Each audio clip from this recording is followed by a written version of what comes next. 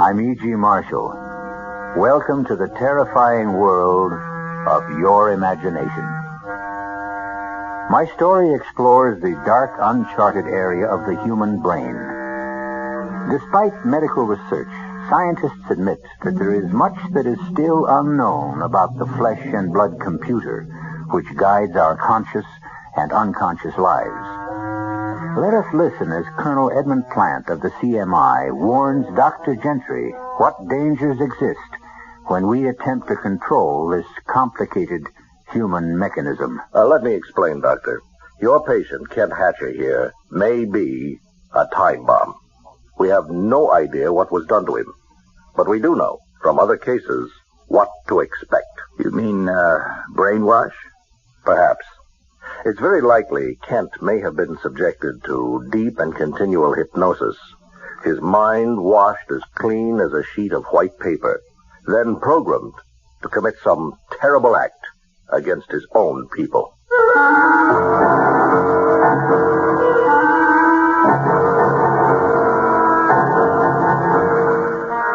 Our mystery drama, Prognosis Negative, was written especially for the Mystery Theater by Sidney Sloan and stars William Redfield and Bryna Rayburn.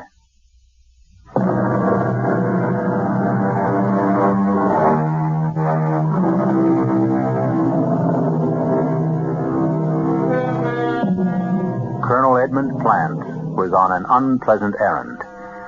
As he walked into the big, dirty gray building, the military hospital for the insane, known to the brass as the Pit, he could think of many places he'd rather be. But this was a duty he had to perform, part of his job, and he wanted to get it over with as fast as possible. I hope this won't take too long, Dr. Gentry. No, not too long, Colonel Plant. All we need is your official identification. We've been able to identify him from his fingerprints, but the official rules call for your observation and signature. I know. Right this way. We've got him in a private room because of his condition. Yeah, here we are. Step inside, please. I'll speak to him. I don't know if he'll respond. Kent, can you hear me? Colonel Plant, your commanding officer, is here to see you. You want to talk to him? 6, 5, 3, listen to me. Listen to me. What does that mean? Well, we don't know. That's the only response we've been able to get from him. Kent, do you remember me? Kent. See? Look at his eyes. No focus. He doesn't hear you. He's in a world of his own. Kent Hatcher disappeared on a mission behind enemy lines 8 years ago. 2 months ago, he showed up in a prisoner exchange. We had believed him dead in action. After 7 years, he was declared officially dead. Well, does he have any relatives? A wife? Yeah, he had a wife. She's remarried. Moved away. Left the state, I believe. Anyone else, Colonel? No. So, here he is. Mindless, mutilated, tortured. No relatives, no friends. And his superiors embarrassed or annoyed that he's still alive. Now, I did not make the rules, nor did I persuade Kent Hatcher to take the mission. It was purely voluntary. I know. Well, what do we do now? Of course, we will do our best to bring him back. Mentally and physically? Both, if possible, but it is doubtful. He has an overstrained heart condition. It's quite serious. So permanent physical recovery is doubtful. Perhaps it's all for the good. You would rather that he die? Let me explain. Kent Hatcher may be a time bomb. We have no idea what was done to him, but we do know from other cases what to expect. You mean, brainwash? Perhaps. It's very likely Kent may have been subjected to deep and continual hypnosis, his mind washed as clean as a sheet of white paper, and then programmed to commit some terrible act against his own people. 6, 5, 3, listen to me. Listen to me. Doctor, I want this man kept under surveillance day and night. We cannot take any chances.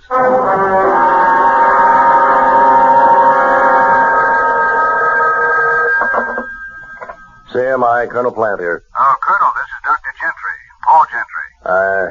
Yes? Remember we were talking just last week about the case of Kent Hatcher, one of your your agents? Oh, yes, that. Well, yes. I'm afraid I'm going to puncture that theory of yours about Hatcher being something of a time bomb ready to blow up. I'm certain that he's not dangerous. On what do you base your findings? Well, he's been under intense treatment and has begun to respond very rapidly. He's mild and cooperative. He's almost childlike. I see. I've reduced the guard to 1 8-hour shift, midnight to 8 in the morning, and at all other times he is constantly in the hands of our nurses and therapists and other personnel. Well, you are something of a gambler, Doctor. What, gambler? Taking that kind of a risk. No. I don't think so. Doctor, has it occurred to you that this entire mild convalescence may have been programmed into the mind of this man to throw you off guard? Oh, nonsense. I know a harmless man when I see one. To leave him unguarded is taking chances with the lives of many people. Heaven only knows what has been fed into his receptive and willing mind.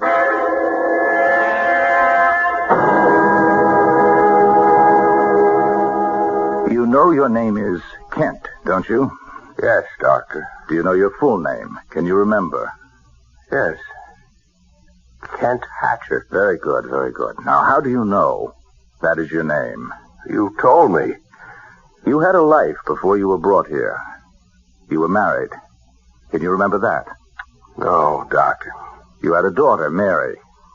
She was very ill. I don't remember. You loved her very much. When she died, you were heartbroken. Heartbroken? You don't recall anything? No. Oh, Doctor, I just wanted to remind you have a lecture today at the university. Oh, yes, that's right. Thank you, Evelyn. Look, I'm working with Hatcher. You know the case? I should know it. I've been transcribing all your notes. Well, I'm in the midst of giving him a series of perception tests, all very simple, just a matter of timing them. Yes, I know them, Doctor. You think you could finish them while I'm at the university? Oh, well, yes, I guess I could, but... What? I'm just a bit afraid of him. I was in the office the last time you spoke with Colonel Plant. Now, look, if you don't want the assignment, I'll just get... No, I want it. As long as you say he's... Well, okay. Good. I'll expect you in 10 minutes.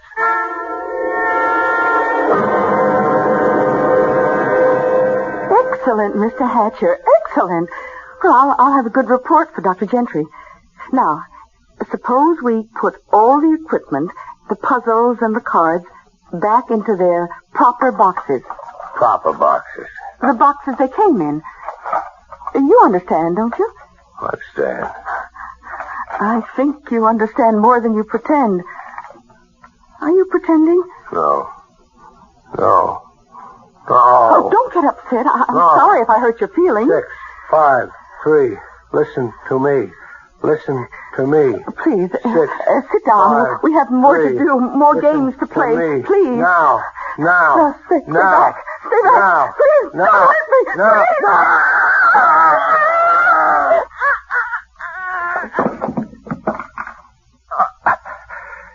6, 5, 3. Listen to me. Listen to me.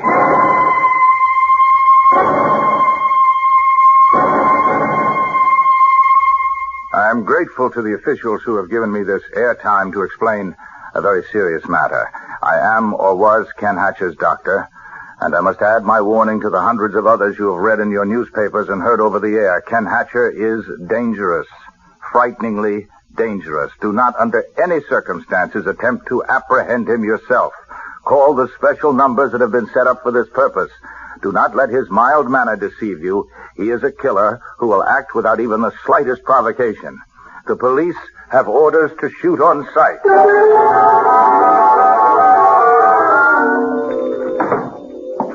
Morning, mister. What can I do for you?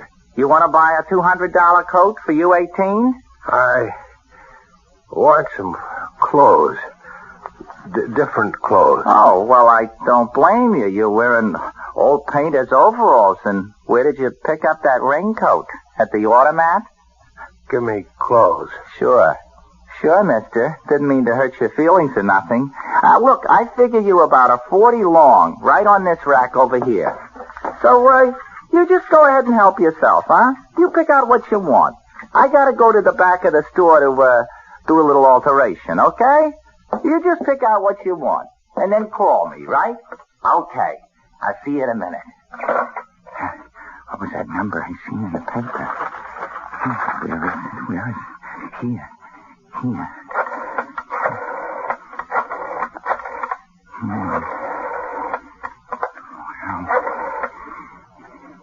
Hello, listen. He's right in my store. I recognize him in a picture in the paper. Also, I've seen it 4 times on the news. I don't know how long I can get...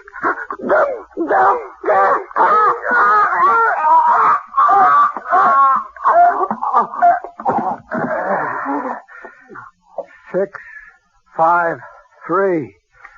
Listen to me. Listen to me.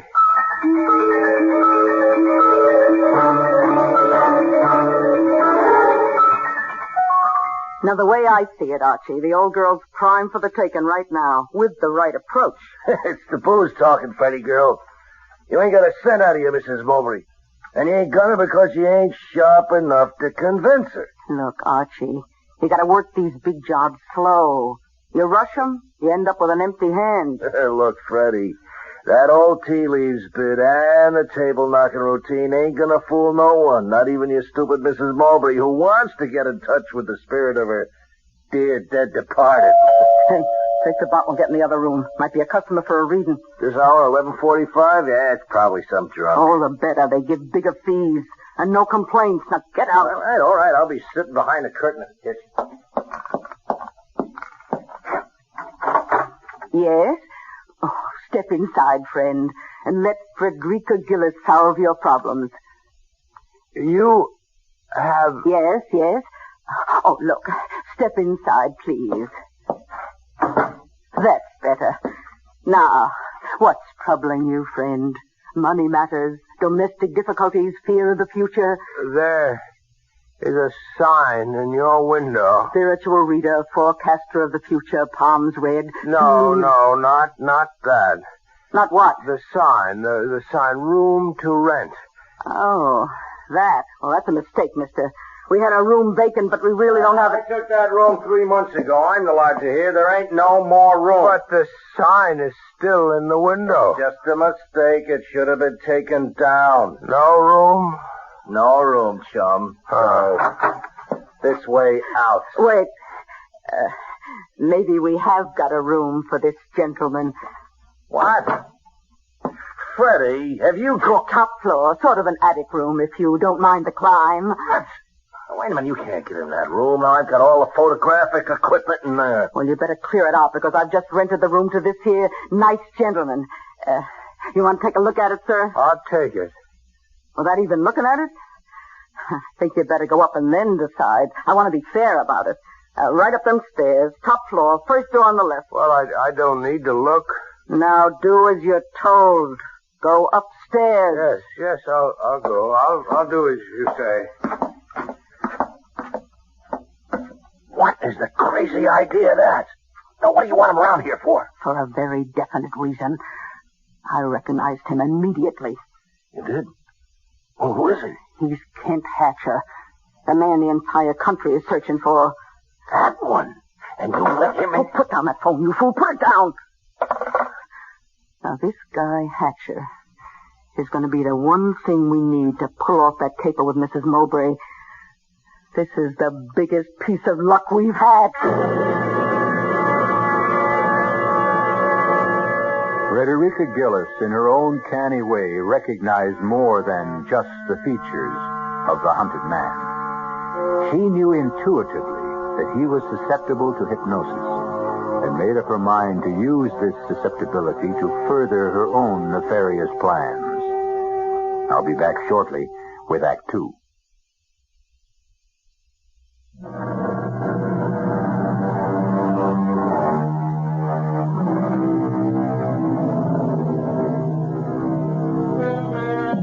Several days have passed since Kent Hatcher, the hunted man, found refuge with Frederica Gillis and her accomplice, Archie. She has not permitted him to leave the house, and, in fact, has been working to disguise his much-publicized, scarred face. That you, Archie? Right, Freddy girl. Come out here in the kitchen. I want you to see something. Coming. Well, Archie, how do you like him? Good. What a change you made in his appearance. You've even given him a new hairdo. Looks a lot different with the dye job. Takes years off his age, blacking it up like that. Wait till his beard grows out. That'll cover most of the scars. It's terrific. Well, Kent, how do you like your new look? I like it. Thank you. Only his name is not Kent, Archie. That had to be changed. His name is Mazumodar. What? He's going to be Mazumodar, the Indian mystic. He'll darken his face, let his beard grow out, and then with a fancy, what do you call them things they wrap around their heads? Turban. Turban, that's it. Oh, can't you just see him in a rich-looking robe with a turban on his head? Now, wait, well, what's on your mind, Freddy girl? Oh, you're not very quick, Archie. Now, look, what I have in mind is Mazumodar. Mazumodar, do you hear me? I hear you. What is your name? Tell me your name. I am Mazumodar. Now, I want you to go to your room, and you are to stay there until I call you. Repeat what I have told you. Go to my room and stay until you call me. Now, go. I go to my room and stay. That's amazing. It's amazing. He's behaving like a little lamb. Oh, I could sense right from the moment I laid eyes on him that he was an easy subject. Oh, we're going to give Mrs. Mowbray the greatest spirit show she's ever seen in her life.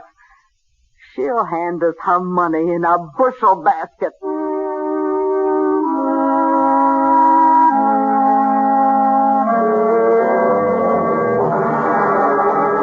Everything ready, Archie? Yeah, I think so. Now let's run over the list. Wind effect, whistling sound, eerie music. Okay, but not too much.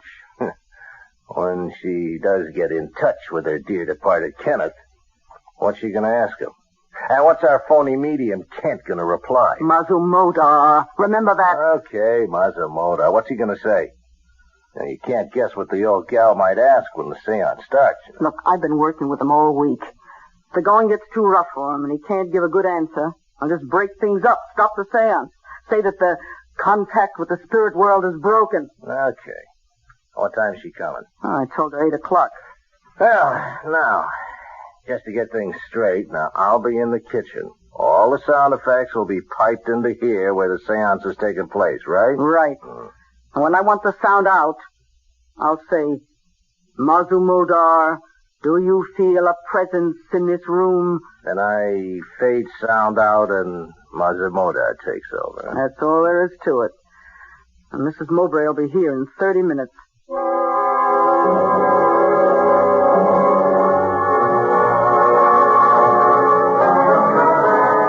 Mrs. Mowbray, this is the great Mazumodar. Oh, does he speak English? Oh, yes. I've asked him to conduct the seance in English. He's agreed, though he'd rather do it in his own language. Oh, I understand. Thank him for me. If he is able to reach out into the great void and bring my son, my dear son Kenneth, back to me, even for an instant. Mazumodar will do his best. I told him of your great sorrow, and he was sympathetic. Weren't you all-seeing one? I am sympathetic to the sorrows of a grieving mother. Oh, bless you. Bless you. Please help me. Let us begin. Sit here at this table, Mrs. Mowbray. Yes. You there. I will sit opposite you. The great Mazumodar will sit between us. Let the seance begin. What is it? Silence. Mazumodar must reach out into the spirit world. He is entering his trance. I call to you. I order you to come. Spirits, obey the command of Mazumodar.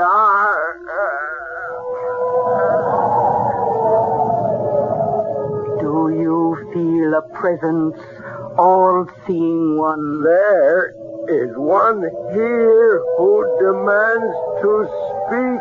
Then let him speak. Mother! Mother, where are you? It's Kenneth. He's calling to me. You may speak to him. Oh, Kenneth, darling, I miss you terribly. Are you happy? I am happy, Mother. Oh, I'm so alone, darling. I want you with me always. I have felt your presence near me. I have been with you from the moment of my death. It has been difficult reaching you, difficult to let you hear my voice. Now you are being helped by kind and gentle people. Be good to them, Mother. Without them, our thin thread of contact will dissolve. I will return to you, and we will talk again. I will return. Oh, what happened? Why has he gone? Oh, call him back, I beg you. Mother Modar, I will give you anything you want, but please let me speak to him again. Now, stop that. You want to ruin everything? Stop, I say. The seance is at an end. Oh, please. Ask Mother Modar to forgive me for my outburst. Mother Modar understands, Mrs. Mowbray. Oh, I hope he does. When may I come again? I will call you after I consult with him. I want to... Well, I don't quite know how to say this, but can I give him something? I mean, will he accept? The all-seeing one is a holy man and may not accept money. It is unclean. Oh, well, in that case... But he must live, and I must live. That is, I will accept for him. Oh, yes, of course. Here. Oh, you are a good person, Mrs. Gillis. I'm so lucky to have found you. Goodbye. Thank you again, and please call me soon. Soon. Goodbye. Archie? She's gone finally, huh? Yeah, you didn't let the seance go too long, did you? Just long enough to make her want more. Oh, it was a complete success. Mother Modar was perfect. She loosened up the purse strings a wee bit, too, didn't she? I heard her say something about money. Yeah, 500. Take your cut. 500? Whew, better than I thought. Peanuts. That's just a down payment on what she's going to give us. Beg us to take. You got something big on your mind? Well, the next time, she's not going to be taken in quite so much by the atmosphere of the seance.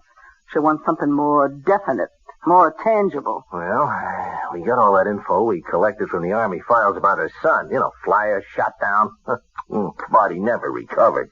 Final report of his burial in enemy territory. Oh, nothing in that stuff will have any influence on her. Now, just take a look at this snapshot, taken with his buddies overseas. Take a good look at it. Yeah, all right. Yeah, well, what's so important about this photo? Look at his right wrist. What do you see?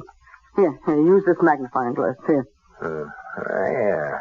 Looks like he's wearing one of them identity bracelets this guys wore at the time. Especially flyers. That's correct. Now, it was specially made for him, she told me, by a fancy jeweler. Now, at the time of his death, it was destroyed or stolen. She never got it back. So what? We are going to reproduce that bracelet. And at the next seance, Mother Modar will ask the dear departed Kenneth for some proof that he is really Mrs. Mowbray's son.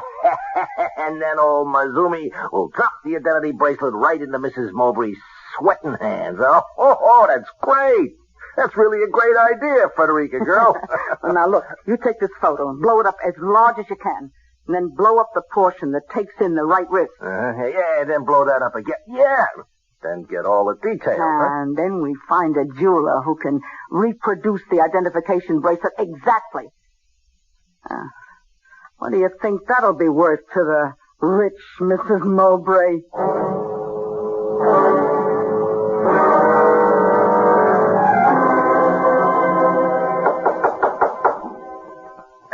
Open up, Kent. Now, will you be a good guy? Good guy, now open up the door, huh? Look, I gotta get in there, Kent. Now, I got all my photographic equipment in there. Well, thanks, old man. Hey, I'm sorry if I disturbed you. It won't take me a minute. Huh? No, what? No. Wait a minute, Kent, or No. Massimo, whatever your name. Now, listen. No. Stop now. Don't look at me like that. Federica! No. Federica, help! 6, No. 5, No. 3. Stop. Listen No. to me. Stop. Listen Federica! to Help. me. Help.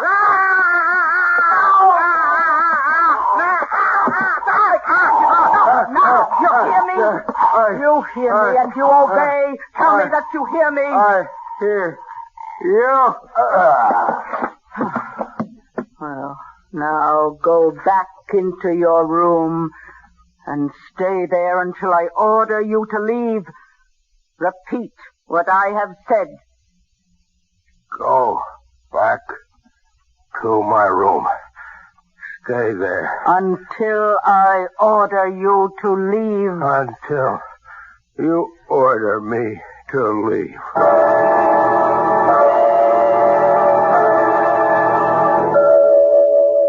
Feeling better, Archie? Well, my throat feels like a horse stepped out of something. But playing with dynamite. The best thing we can do is turn him in before we all wake up dead some morning. Huh? Yeah. Wait till we make the big caper. So the next seance, when we're able to drop the identification bracelet into the center of the table. Yeah, can we take the chance? Can we wait that long? So just go to work. Take your pictures. How long will it take to have the bracelet made? Well, I know a guy who does great work. Good. Can you get to him? He's just a telephone call away. He owes me a couple of favors. Well, call him. And then start working with your camera. I got all your equipment out of Mazumoda's room.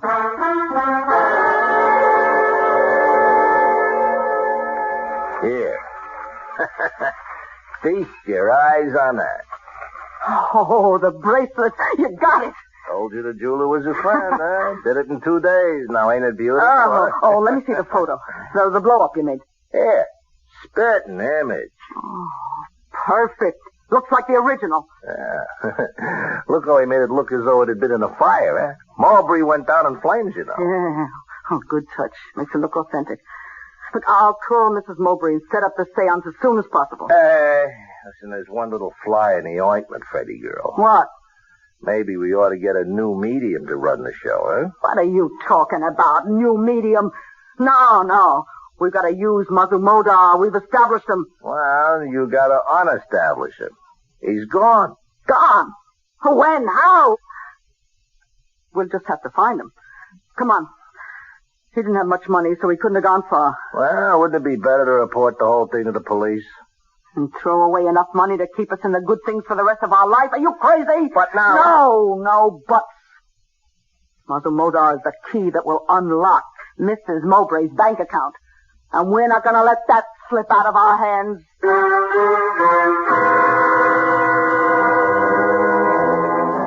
Kent Hatcher loose in the city again. No one to control his homicidal urges. His changed appearance would make it difficult for the police to recognize and to apprehend him. Will they? I'll be back shortly with Act 3.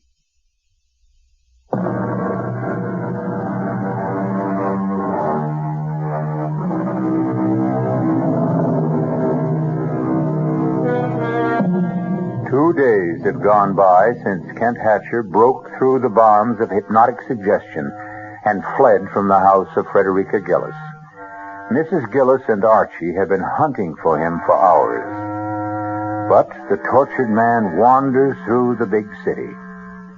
Something urges him onward. Something that he cannot define even to himself. Hello. May I speak to Carl Shearson, please? This is his wife.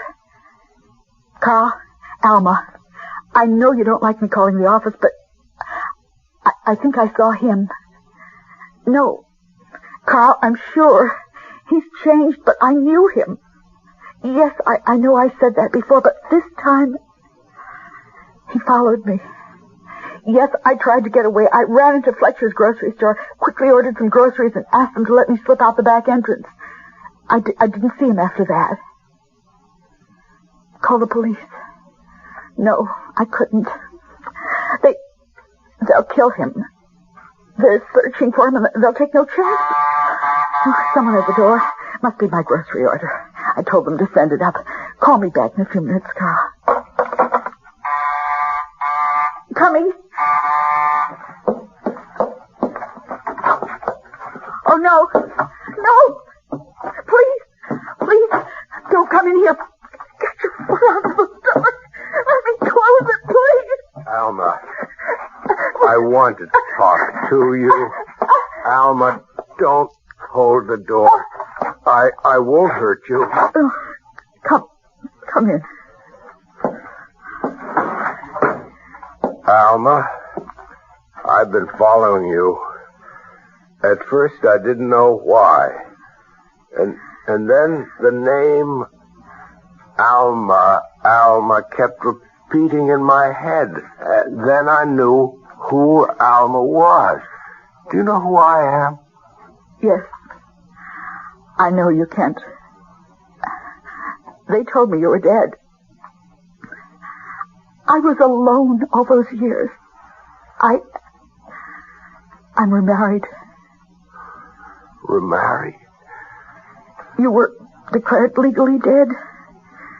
Even then I hesitated, but Carl insisted that we marry. He's a good man, kind. I need him. He loves me.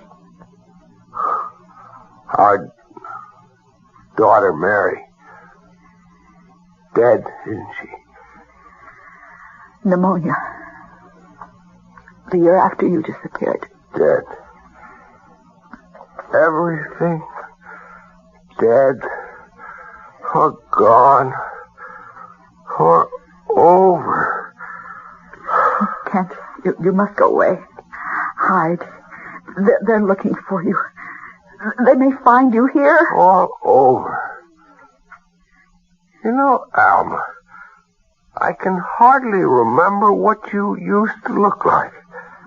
I can hardly remember my life.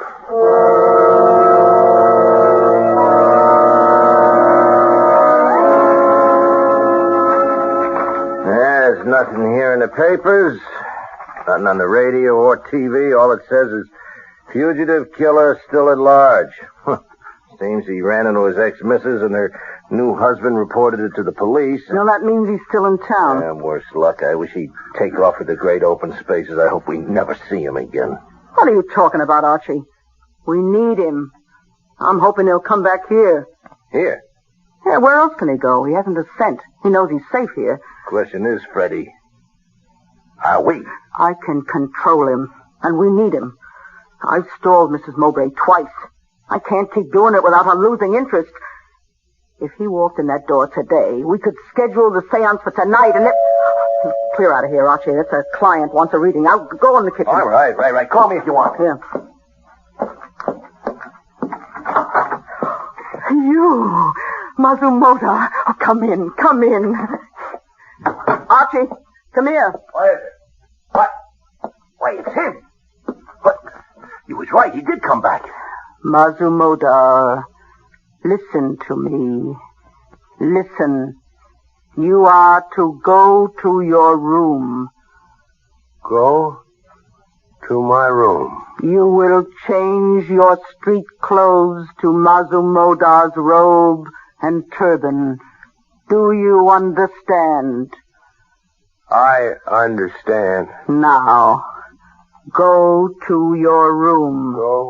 I go to my room. It's amazing. That's truly amazing. You got him like a monkey on a string. I told you I could control him. You gonna pull it off tonight? Why should we wait? As soon as we get our money, we'll get rid of him, turn him in. Well, it's my sentiments exactly. Now, he is too hot to handle. The sooner the cops get him, the better. Hand me the phone.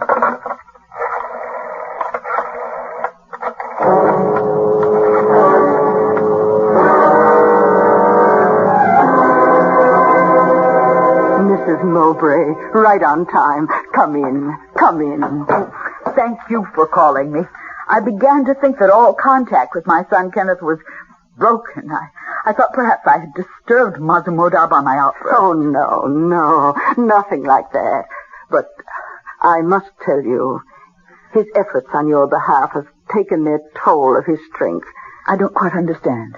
Well, every night, Mazumodar has reached out into the darkness of death to touch the spirit of your son. Oh, has he really? The effort has drained his strength. He is not well. Oh, then perhaps it may take him months, perhaps years to recuperate, and the expenses incurred are very high. I will pay them anything. Well, I am certain that he will be successful tonight. I have been in communion with the spirit of your son. I have informed him that he must appear to you and must give you some evidence known only to the two of you to prove without any doubt that it is truly he. Oh, if he could. We will begin. Sit here at this table, as we did the last time. Yes. You there, I across from you, and Mazumodar sitting between us. Now I will dim the lights. Let us join hands and complete the mystic circle.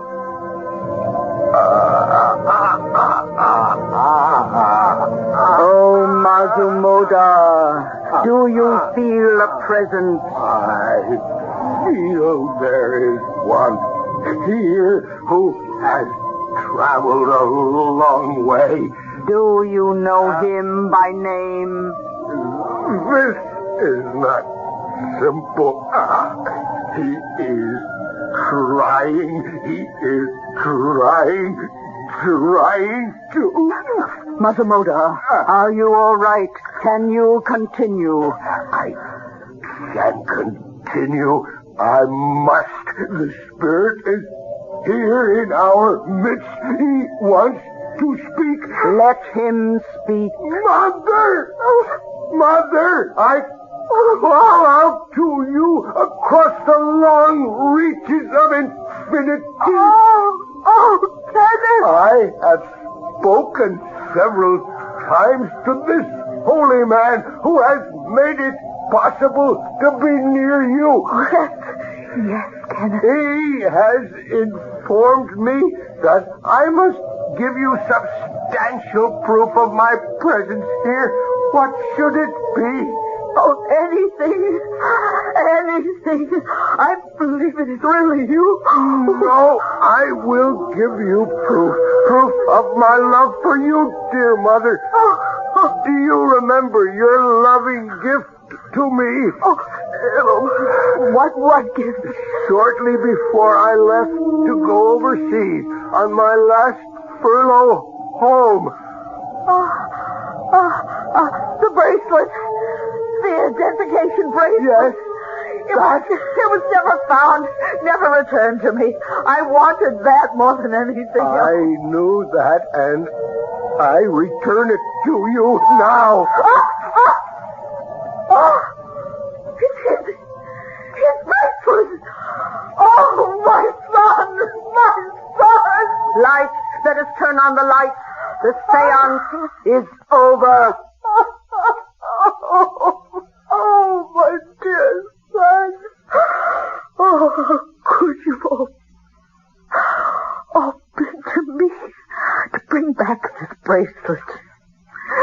Oh, this is all I have left of him. Oh, thank you, Mazumodar. How can I ever adequately thank you? I am sympathetic to the grief of a lonely mother. Mazumodar, he's fallen. Quick, help me lift him. Archie, come in here quickly. What is it? Hey, what's happened? Mazumodar has fainted, collapsed. Here, help me. Here. I'll get him under the right arm now. And then you get him. Wait a minute. It's no use. Just leave him there. Leave him? He's dead.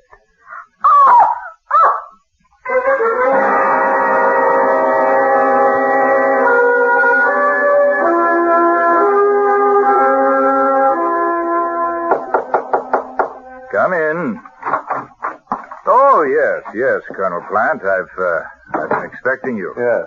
Official identification of the body, I know. Well, I don't make the rules. I realize that, Doctor.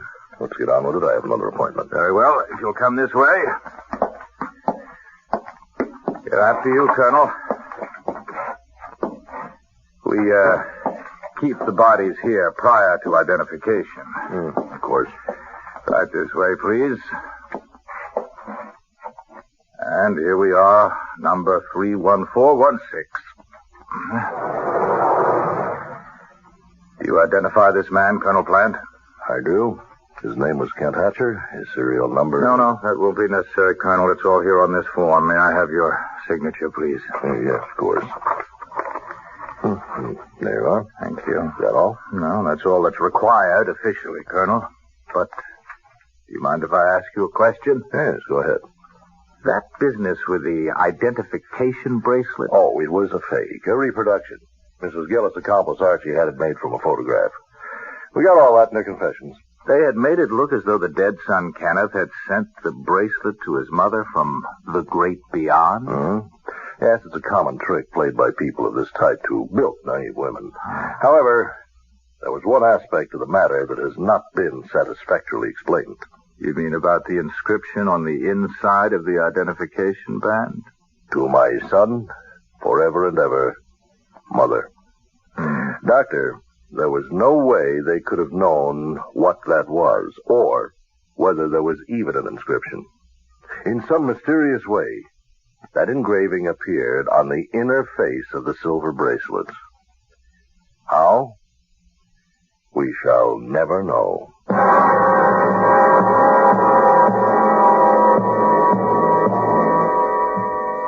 And the tortured, troubled man finally found his rest on a cold slab in the morgue. Unmourned, unwanted, unwept for. I'll be back shortly.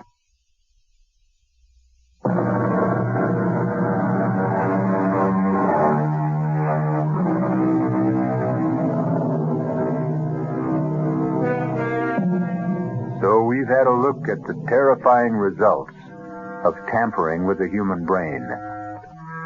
All the experts agreed pretty much on the methods that had been used, but not one had an answer for Kent Hatcher's mysterious extrasensory knowledge of the inscription on the inside of the bracelet. That he took to his grave. Our cast included William Redfield, Bryna Rayburn, Mason Adams, Earl Hammond, and Martha Greenhouse. The entire production was under the direction of Hyman Brown. And now, a preview of our next tale. You see this writing? Yes? It is the runic alphabet.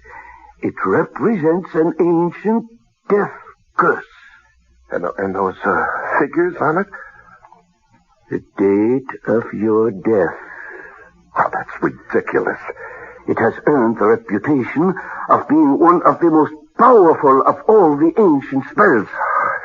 The drawback, of course, was the absolute necessity of having the man or woman casting the runes to pass the curse on directly and have it accepted. Oh, no, I won't believe that. This is the 20th century. Careful. Lose this paper and you lose your only chance. You mean there's something I can do? One thing. What is it? Pass the curse to someone else. This is E.G. Marshall inviting you to return to our Mystery Theater for another adventure in the macabre. Until next time, pleasant dreams.